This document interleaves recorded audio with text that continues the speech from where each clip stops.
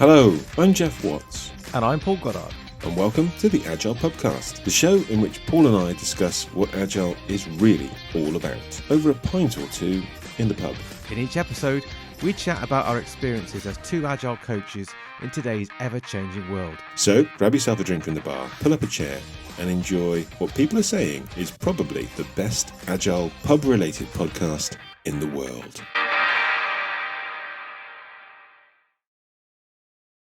Well, hello, Jeff. I'm going to turn my video on now. Here we go. Oh, hello. I don't know why, but it makes me think of David Speedy, which is never easy because you've got hair and he didn't. But he never. I don't think he ever. The collar. He never wore this shirt. I don't think the Speedy. It was too. This is too new for him, but maybe it's the collar. I don't know why. Yeah. For viewers for listeners who can't see what I'm wearing, I'm wearing a Coventry City football shirt that I've had in the loft for many a year. Oh, so it's not a new purchase? Oh no, this goes back a long way. And amazingly, it still fits me. I think my mum must have bought it for me very large at the time, but this is I think I was trying to find the year. It must be around mid-90s, I think, possibly something like that. The good old days.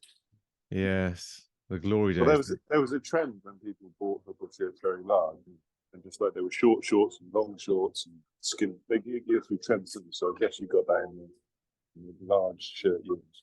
Maybe. So welcome everyone to another pubcast. Well, Jeff's not. We're not in a pub together. We're in our virtual coach house. We're in a European coach house today. Jeff, where are you? Yeah, very common. In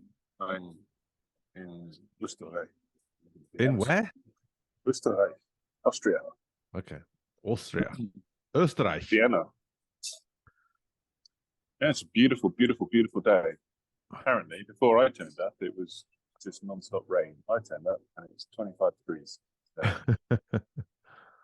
the Austrians are hailing me as some kind of weather god.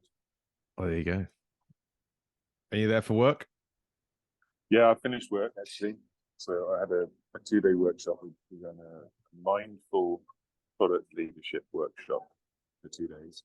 And back when I used to travel a lot, I always used to try and factor in a little bit of extra time just to see the places that I was going to.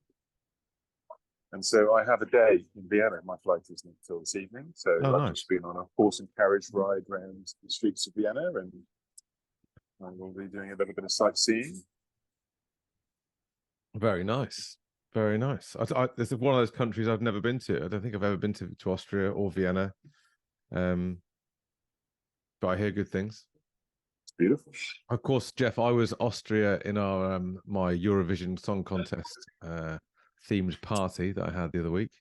Okay, so you dressed up as a stereotypical Austrian? Yes, I bought a pair of lederhosen and brought some Austrian wine with me and some apple strudel, which is kind of, I suppose you say Bavaria, wouldn't you? Kind of Germany, Austria, that kind of region. But, well, there was a bit of a debate in the work, so I was asking for advice. Where should I go? What should I do? I've got 1 day in Vienna. What should I do? And people were making recommendations, and there was a sort of disagreement amongst the group. Oh, is that Austrian? Or is that Bavarian?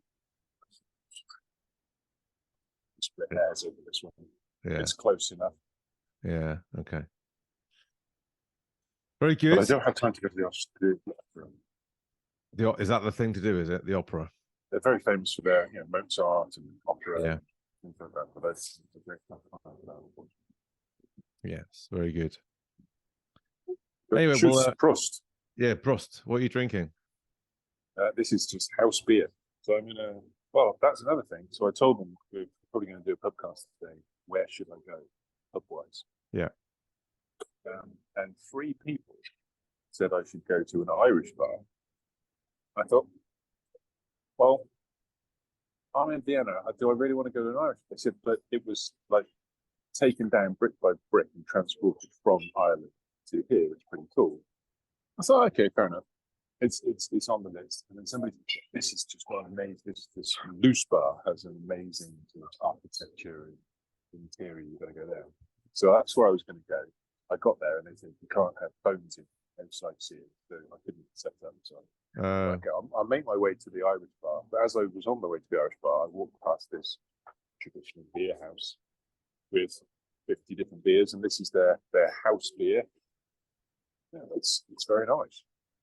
And as long as they've got a good, decent Wi-Fi, you're fine. Yes, that's part of the deal. Very good. Well, I'm drinking out of my Agile podcast glass. I'm drinking a nice lunchtime pint of haze, Thatcher's haze, just for something different. Is the weather nice? Is it cider weather for you in England? It's beautiful here. Beautiful sunny day, mate. It's been sunny all week, and I've been in a very good mood, as you can imagine. So yeah, sporting success can have that effect, can't it? Yeah, so that's kind of what I wanted to talk about today. Anyway, so I've had a good week in many respects, and I thought we'd start with a bit of landlord logic. Landlord logic. This is again, it's a kind of a quote, but you see. I think you even said this before to me, right? Did I? As a joke, right? But I think just your typical sense of humor. But I saw this written down this week, and I thought it rang true with how my week's been going. And the quote is, "It's bad luck to be superstitious," which I'm sure you've said. That's one of my favorite quotes. Yeah. I can't quote the original source. There's several different people that have said it. The quote I've got here is from Andrew Mathis. But I thought that's the type of thing a landlord would probably say. If you were a landlord, Jeff, I'm pretty sure you drop out that into conversation. I use it a lot because I'm not a fan of superstition. Well, that's what I wanted to talk about, really, because for those of you that are perhaps not as familiar with Coventry City Football Club, as I'm sure there won't be many people that aren't familiar with what's happened this week. So the reason why I'm wearing a shirt, the reason why I'm in a good mood, the reason why it's been a good week for me is nothing to do with work at all. It's to do with my following of my football club. I'm a supporter of Coventry City Football Club, as some of you may know. I was born in Coventry, and I've been following them ever since I can remember. And we had a bit of luck this week, in that we won a game, a very important game. Coventry City ended up in the playoffs in the Championship, for a chance to get to win 2 extra games. Well, basically to win a semi-final and a final. The winner of the final gets a place in the Premier League in England, and they call it the richest match in football, don't they, Jeff? Is that right? 100 million quid. They say is on the available to the winner of that game in terms of sponsorship, in terms of gate receipts and the kudos, the television rights, all these things that a football club can gain from a ticket to the biggest league certainly in English football. So, what's all this got to do with agility, right? So I thought about this. Well, at the time. What was their luck? You said they were lucky. What? How were they lucky? Well, it wasn't so much their luck. I felt it was, for me, it's more about superstitious, and is that that it's linked to luck. Because I think you texted me before the game and you said something like, "Oh, you need a bit of luck in the playoffs," something like that. You said, so Coventry, for the full story, Coventry City drew the first leg 0-0, which was a terrible game of football.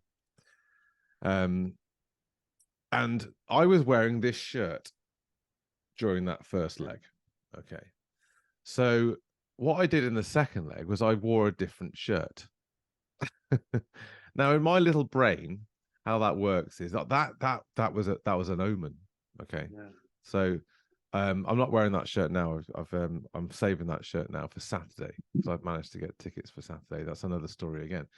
So I believe part of me felt that I changed my outfit, literally changed what I was wearing for the second leg, because I thought this shirt didn't bring me any luck in the first leg. In fact, we were lucky not to lose the first leg. I changed my shirt on Coventry win the second leg, 1-0. And in my little brain, like I say, I've had a very little brain. But I was also the things I was doing and watching. I was watching it on the TV at home at the time. I was chewing on a lolly stick. I'd had a nice lolly for dessert. It was a hot day, and I thought I've got to carry on chewing this because we're winning now. I've got to carry on chewing this lolly stick because if I stop chewing it, we'll lose or we'll concede a goal. Even to the point where I had my feet crossed right to left, and I thought I can't uncross my feet now because if I go left to right, that's another bad omen. Now, I wouldn't say I'm a particularly superstitious person, but that night sounds like it. That night I was. All right, I felt like I was. But yeah, I look at I don't really have any of the superstitions. I don't really believe in superstitions. I don't really think they have an impact on me, my outlook and things like that. But just that once, and I've had a little bit of luck since then. So I want to challenge that. What is luck in that sense? What luck do you have? Well, lucky that we won. Lucky that I saw my team win. Lucky to beat a team that was better than us in the league. Okay. Lucky Any other to luck win that you had despite... since then? Huh? You said you've had more luck since then. What other areas of luck? Since then, I've managed to get a ticket for the Wembley final. I believe that's lucky because there was only 4,000 tickets available. Yeah. After season ticket sales have been taken. And there was I think Sabrina checked, there was 18,000 people in the queue. And I managed to get two of those tickets for me and Owen to go to the day at Wembley for the final. I think that's lucky. Okay. So I've got surprisingly strong feelings. I actually think that I will agree with you that you were lucky to get tickets. So I think it's the reason I asked you to clarify lucky with what you thought about it is because I mean there's a lot that you might have described to that it wasn't. So you said lucky to beat a team that was better. Well, your team played better, and they were in better form. We won more. They had more confidence. They believed more. There may have been a few elements that went down the chance, but I think a lot more was to do with belief and form, confidence. But yes, statistically, the chances of you getting a ticket, I think, without knowing the numbers, I think that's probably true. There were probably more people. There was a less than 50% chance of you getting those. Yeah, massively. So, statistically, then yeah, you had good fortune. But to come back on that, I don't think it was completely 50% because it was all to do with how you played the system on Ticketmaster and the queuing system. The earlier you got into that queue, the greater your chance was. So I tried to play that system to the best of my knowledge of how queuing. That makes sense. So that's stacking the odds in your favor. Yes. But statistically, there was still, let's say, 30,000 tickets available. Yeah. More than 60,000 people applied. Yeah. Yes. So the fact that you got two is in raw numbers, yeah.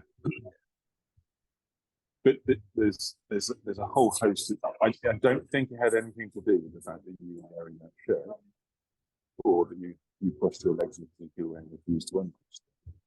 But nor do in my mind, nor do I. But I won't wear this shirt on Saturday. Isn't that funny? Because, yeah. Isn't that weird? Very. Because I know in my brain it's got nothing to do with it. But equally, I think I don't want to find out the wrong way that what it could have been. You know what I mean?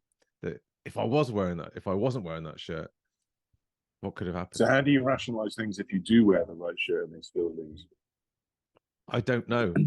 I don't know how to rationalize. Because for me, that's when I say it's bad luck to be superstitious, is by having superstitions, you increase the chances of an undesirable outcome for you, but you never increase the chances of a positive outcome.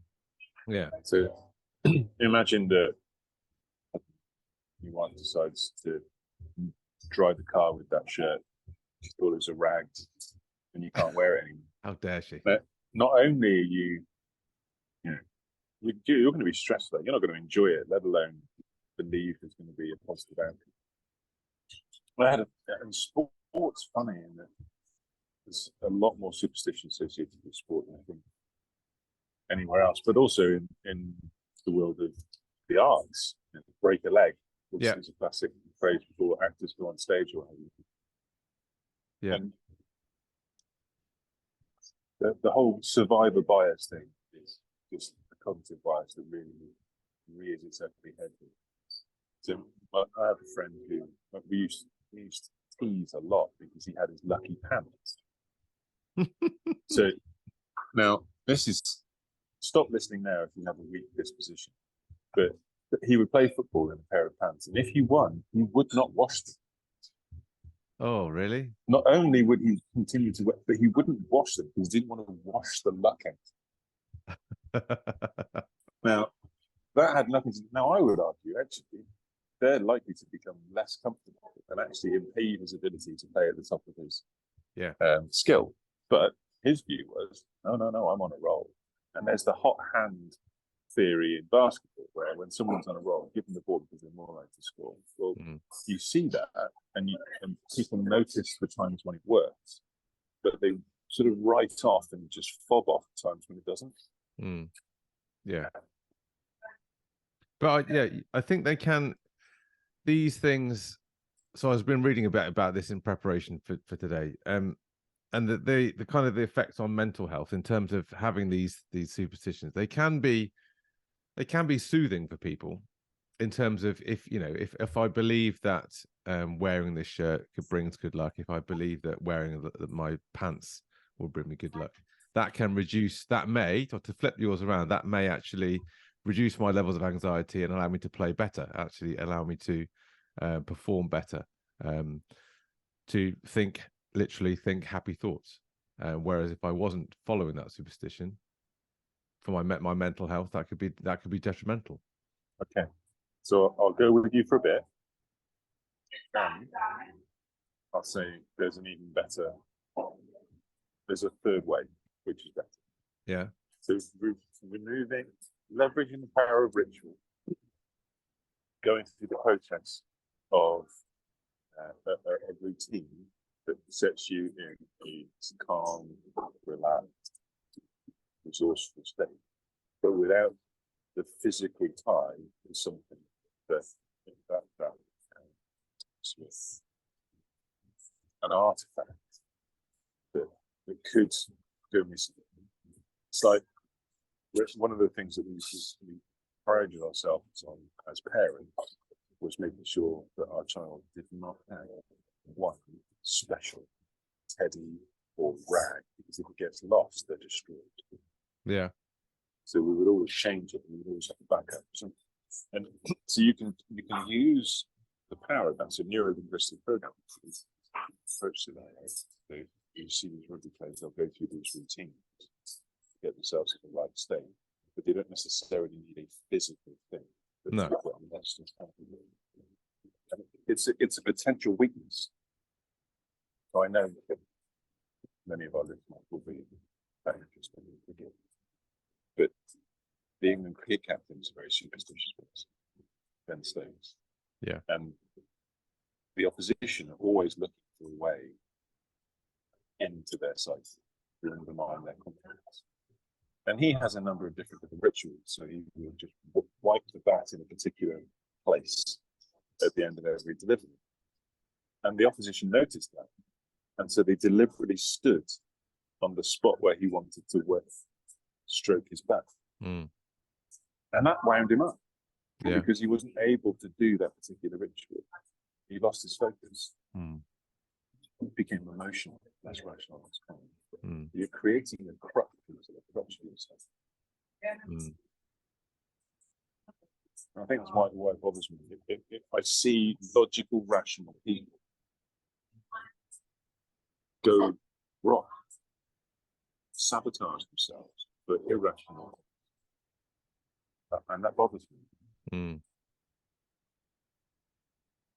Interesting. Can you? I was not trying to think. Was there any links here to our experiences? Bring this back to an agile circle here. Where do you have maybe not you, but I don't know, a favorite flip chart pen, or a kind of a if I use this, if I say these things, then it will always work. That type of thing. No, and I think I've got such strong feelings about it. It's something I've really tried not to do. I do this. I sort of go the other way. I'll and do the opposite, just so that I don't tempt myself in. And so I'm trying to think of, well, have I actually seen any superstitions in agile teams? Nothing really springs to mind, but the power of routine of a Scrum framework, I see that a lot. So that can kind of knowing that we can have the same 3 questions. But again, I would typically change those aspects. It's the meta routine that's helpful rather than specific. This is the right shirt, or I don't have a lucky shirt. I have probably a really comfortable shirt, maybe. But if all my shirts were in the wardrobe and all clean and ironed, at the moment, I've probably got 1 or 2 that I would pick above the others, but not because I think it gives me luck. Yeah, I would agree. I don't see many agile teams superstitious in that regard. I think I wanted to unpick the idea of luck a bit more, rather than superstition, more about luck. And when you say your phrase, you make your own luck. Well, is it Jack Nicklaus who said, "The harder I practice, the luckier I get"? Yeah. And I was watching the just this morning when I was having to think about today's little podcast. It reminded me of an old episode, Derren Brown. I don't know. I've mentioned it before. I don't know if you've seen it. He did an episode. I rewatched it this morning, called "The Secret of Luck," where he basically manufactured a rumor within a small town in Yorkshire somewhere. He manufactured a rumor in the town about what? He manufactured a rumor in town that through one question, he started to spread this rumor with the residents, saying, "Have you heard about the lucky dog in the park?" And basically, there was this statue of a dog in the park that had been there for years, but he started the rumor that if you touched the dog, then it brought you good luck, which was completely false. It just started that rumor. Huh? He just made it up. He made it up, yeah. And he started creating their own opportunities to try and you had a couple of test subjects within the residents to try and encourage them to take opportunities to literally create lucky outcomes for themselves. People that generally thought themselves unlucky didn't take them, but people that thought themselves they were lucky, they did, and generally good things came out of it. So it was a really interesting documentary kind of thing, and I'll put the link to it on the end of the show notes here. But it just, and I think to my experiences, and I think a lot of it is probably I tend to put some things down to luck, but in fact it was probably more me and how I created and manufactured that luck for myself, rather than it being lucky, it being totally out of the blue and totally. So with the whole match tickets for Wembley, I tried to create the best circumstances I could to be lucky, to have, even down to the strength, the Wi-Fi, where I put my laptop on that day, to try and increase my chances of getting into the queue early, to try and have multiple devices on my desk so I could hit multiple places in the queue and pick the best one. So I tried to improve my chances, and I felt from the back of that, I kind of made my own luck there to a degree. And I think similar to what you're saying about good teams in good form, they make their own luck because they take opportunities when they come to them. And it got me thinking about my kind of role as Scrum Masters and how we kind of coach Scrum Masters as well. In that, I think you have to believe that you do make your own luck, and the team makes its own luck by taking these opportunities. So yes, and so nice I do a lot of work with people around imposter syndrome who put a lot of their successes down to good luck, actually getting them to practice internalizing their part in the successes that they've had, which is a big challenge for a lot of people.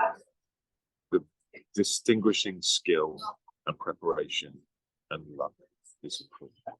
And also, I do a lot of work with product owners on making decisions. And taking the phrase that I'll tell a lot of product, we spent a bit of time this week actually, was that a bad outcome isn't necessarily the result of a bad decision. Because you can do everything in your power. You can be the best prepared, have all the data, be as calm and rational as you like, have all the devices open, and yet still not get the outcome you want. And that doesn't mean that it's a bad decision. It's quite easy for people to actually go, I messed up there, I failed. And a bad decision isn't necessarily a bad person. So trying to distinguish the element of luck, and the element of skill, and the element of preparation, I think is important in lots of different ways. And that's something that, because there will be some luck. If you roll a dice, it's a fair dice, and you roll fairly, then what number comes out is down to the dice. There are ways that you can influence that in any place.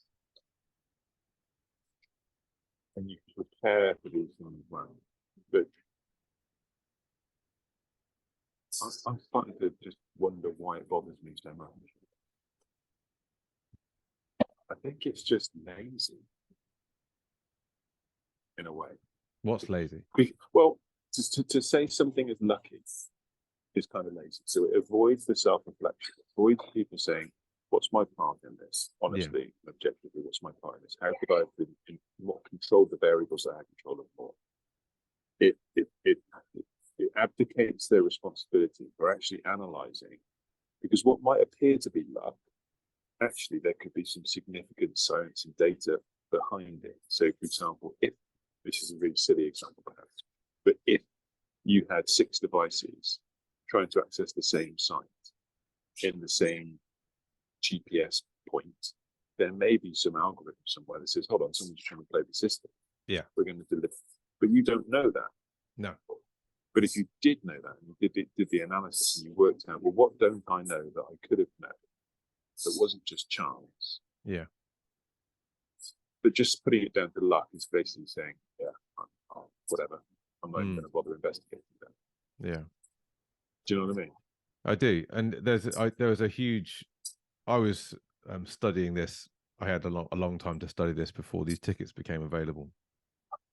And there was a lot of disappointed people on Twitter saying that they didn't get tickets and whatever reason. And they were saying Ticketmaster, booted me out after an hour in the queue. It's not fair. But another part of me thought, well, that's probably something that you might have done wrong, rather than just being bad luck. That may well be something that's you've done wrong, or you haven't foreseen that I did, or that other people did. Maybe you clicked, maybe you switched, closed your browser or something like that, and you didn't. You thought it would keep you in the queue. So, yeah, I think you're partly right, and just it made me think as well this morning about this idea of the locus of control, which we've talked about before, and we've mentioned it a lot in our classes. And I've always, when I've looked at myself, and perhaps I'm on reflection now, I've got it wrong over all these years, but I've always looked at myself thinking I have more more of an external locus of control, which is the belief that things that are beyond my control will affect my outcome. Things like luck and fate are generally going to decide what happens to me. An internal locus of control is more where you believe you have control over your destiny. The hard work you put in, the effort you put in, has a direct reflection on your own outcomes. And I think this week was a good example to me that maybe I've misjudged it. Maybe I do have more of an internal locus of control than I actually think, and sometimes I just don't give myself credit for it, or I don't acknowledge it sometimes, because there's a lot of, and this is going to sound, for people that don't support Coventry, that don't realize what I've gone through this week. They don't realize the pain, but the anxiety of waiting, of overthinking, and the amount of time I put into thinking about how it all comes down to the half an hour before tickets become available. How can I best plan for that time? I wasn't just going to leave it up to fate. I wasn't just going to leave it up to click the button at 10 o'clock and hope and cross my fingers. I was going to put in the effort, and I was going to put in the time to study it and to research it as to how these things worked and to maximize my chances. And I genuinely think I created, so luck, yes, but I created that luck for myself and gave myself. I think most people can relate to that. I think most people have tried to get tickets for something. These days it's always oversubscribed, sold out in seconds, whether it's a Taylor Swift concert or it's tickets to the opera or something.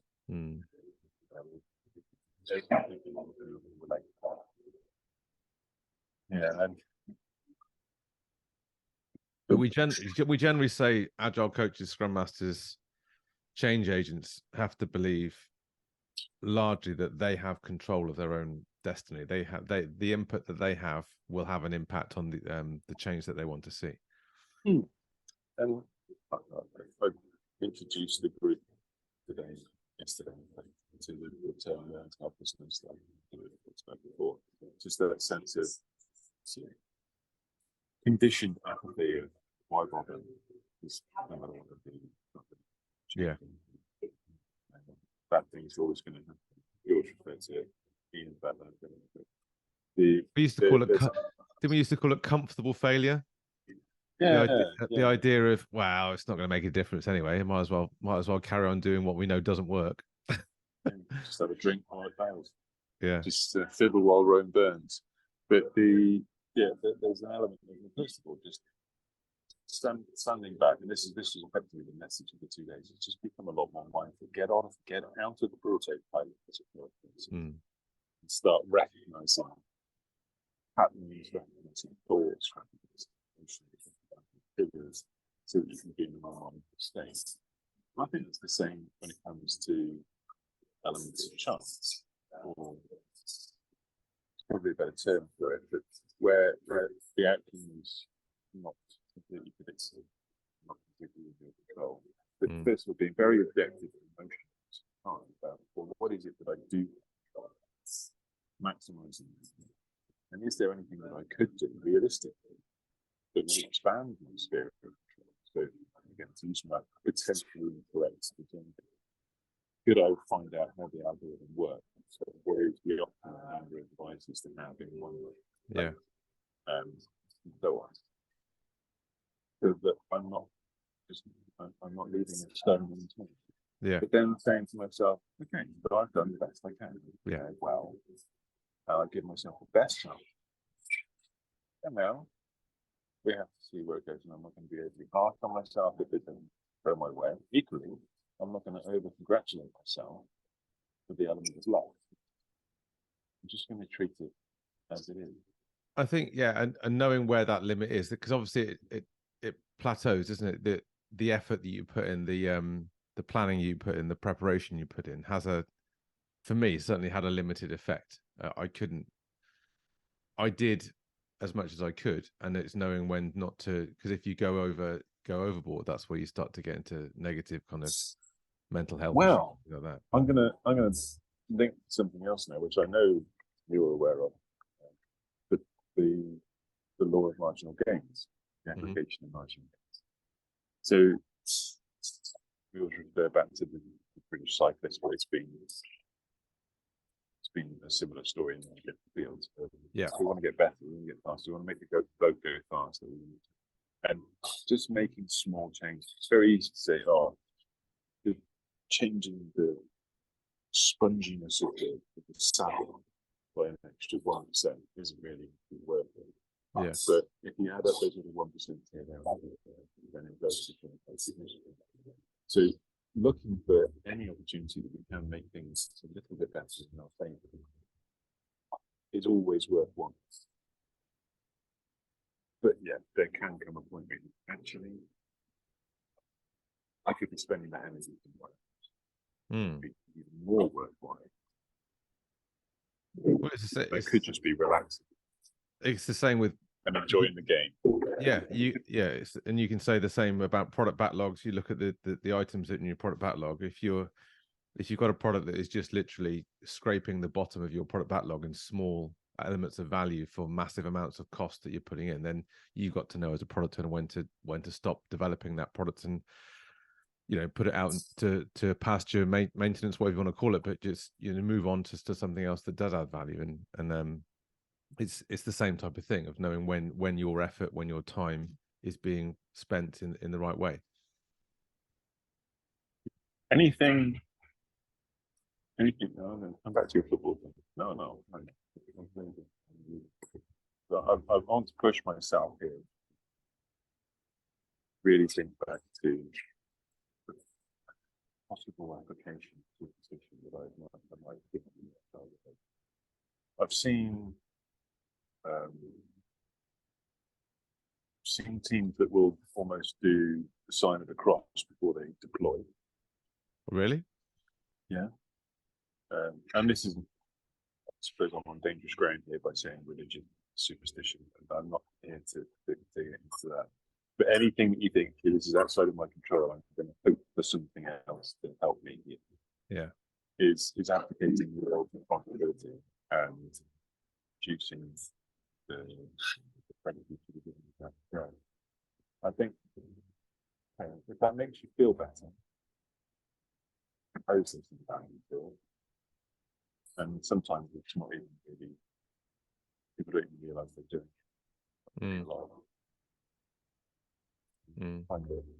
I really struggle. I've seen, and similarly, I've seen people that will have a particular routine before going into, say, a meeting to pitch to stakeholders or pitch to customers, or they'll done their preparation, they've done their slide deck, they've ironed their shirt, they've shined their shoes, but they will also have a little bit of a meaningless ritual on the surface. But it's just a psychological ritual to calm them down. Yeah. And I think as long as that's healthy, one of the problems I had with neuro-linguistic programming is that I think it can quite easily lead to neuroses, really, of almost OCD. I can't do this unless I do this, and that's a limiting idea. What started off as something helpful to get you into a calm, resourceful state has now left you almost dependent upon something irrational. And you start to invent. You believe that things have consequences that are in fact nowhere linked. Like me with this whole shirt thing. But when it becomes detrimental, that's what, in terms of OCD. And from what I've read, they call it magical thinking. The idea that you believe that by your action, but doing something completely unrelated, it has an impact on what will actually happen in reality. That's when it comes. Here's a link.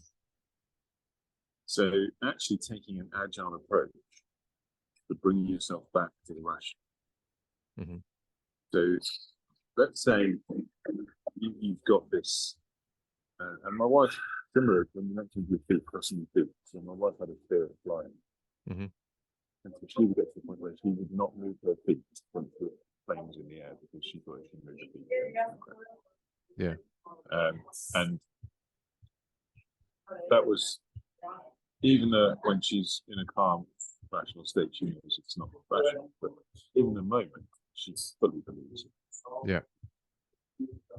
Now, when you're 30,000 feet in the air, above the middle of the Atlantic, that might not be the time for someone who believes that to say, "Oh, let's give it a go. Let's see what happens." As easy as it would be for me to do that. Yeah. But taking an agile approach to testing the assumptions there. So just like we want our products to fail as quickly and cheaply and safely as possible, we would like our false assumptions to be debunked as quickly and cheaply as possible, whether that be about our behaviors, whether that be about our rituals and routines, or the features that we're building with usability. If we can test that safely. So looking at that shirt, for example, testing that theory that if I wear that particular shirt, Coventry will win in a slightly less meaningful, perhaps pre-season friendly. Yeah. And capturing the data rather than when I talk about survivorship bias, you just tend to see the time. Oh, we wore that shirt and we won. Yeah. Actually capture the data, and there's got to be a benefit behind it. So, for me, asking, would you like to be in a position where Coventry's results, rhetorical, would you like to be in a position where Coventry's results were not tied to the shirt you wore? Would you like to be in a position where you could choose to wear any shirt you wanted and Coventry would still have the same chances of winning? Yeah, absolutely, I would. Yeah. And if that is a desirable future, then we could work towards creating some safe experiments to debunk to prove or disprove those that, assumptions, but in an agile way. Yeah, I like that. It's good.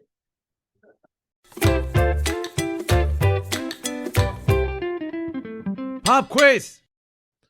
Believe it or not, Jeff, I have a pub quiz for you.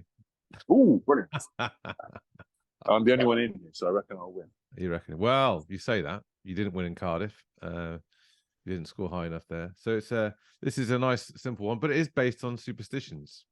So let's play the jingle. This is about this is 5 questions about superstitions.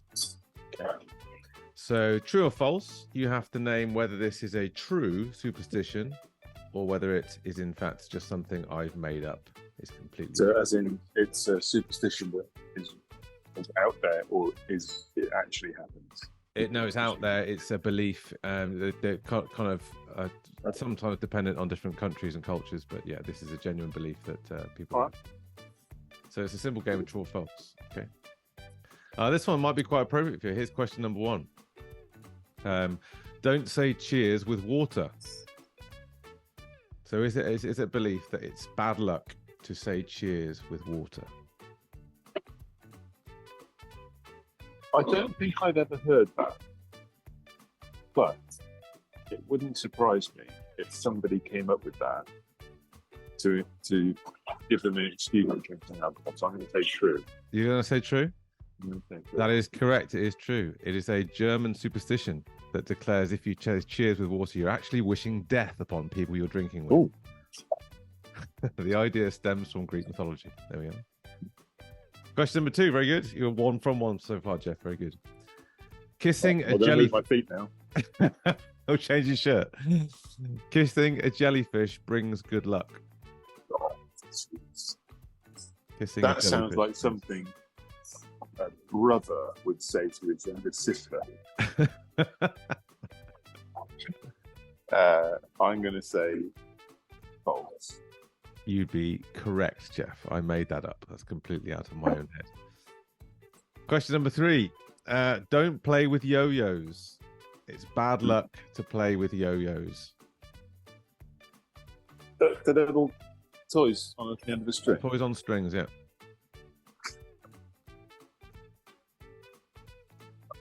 I could force myself to imagine a scenario where a teacher was fed up with their kids in their class playing with their yo-yos that they told them they're going to get a hell of a but I don't think that's a widely held superstition. No, I'm going to say false. Yeah, so it is true, Jeff. In Syria has banned yo-yos since 1933 over the fear that they cause droughts. Yeah. So there we go. Question number 4. It's bad luck to get a haircut on Tuesdays. I had a haircut this morning. Did you? An Austrian haircut? An Austrian haircut. It's bad luck to have a haircut on Tuesdays. I'm going to say false. Because most hairdressers I know are shut on Mondays. They would not want. If that was a superstition, then they would shut on Tuesdays. I'm afraid, Jeff, it's true. Okay. If you ever find yourself in India, generally getting a haircut on a Tuesday in India will cause you bad luck, based on legend. So there you go. So you've only got 2 right, so 2 out of 4 so far, I think. And your final question number 5 is: walking backwards uphill brings bad luck. I mean, I can imagine that being just a true. Well, walking backwards uphill is not a good idea because it's probably going to lead to bad outcomes. I wouldn't say that's a superstition. I just think that's a piece of good advice. Don't walk backwards uphill. So I'll say true. It's false. I made it up. It's nothing. It's Okay. no. So no, yes, you scored 2 out of 5, Jeff. Well done off this week's quiz. There you go. I should have moved my feet. As soon as I said I'm not going to move my feet, Yeah, you were doing well after 2, and it all went downhill or uphill, backwards. backwards uphill. Yeah. So there we are. Listeners, make sure you tweet us or leave a comment in the YouTube comments as to whether you beat Jeff in this week's quiz. Pub quiz.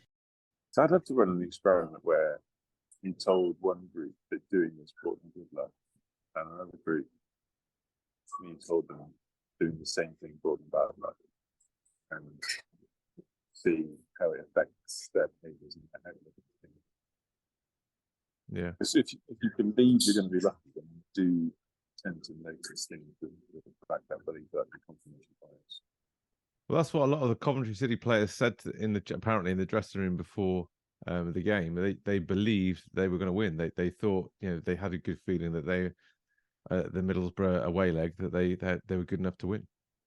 And that's that belief good is enough to win. Not that fate was small. no. They No. were good enough to win. That's the key. It's probably not something a coach wants to say to a team. I'm feeling lucky tonight. It's not something that doesn't instill confidence that you feel that we're lucky.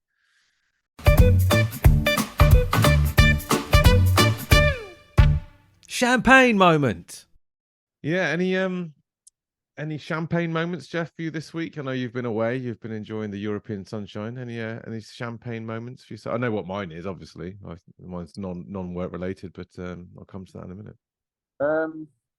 I think I had a lovely evening last night. So after work,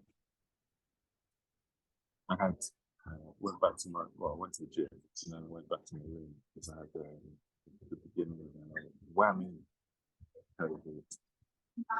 So 12 women from around the world who have signed up to join on a voluntary pathway to learn about the Scrum Mastery pathway we do. So basically chatting to all these amazing women from different places who are doing great things, and it was just it just made me feel great.